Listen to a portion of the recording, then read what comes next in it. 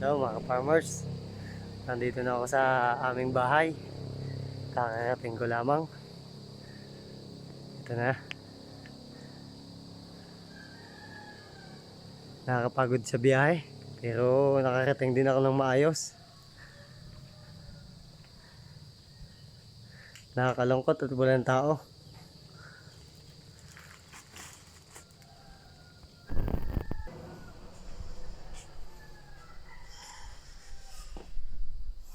Nakakamiss ang bahay nang walang tao.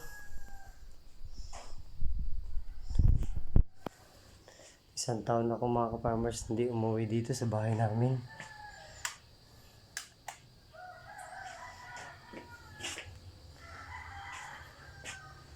Hello sa inyo lahat. Magandang hapon sa inyo lahat.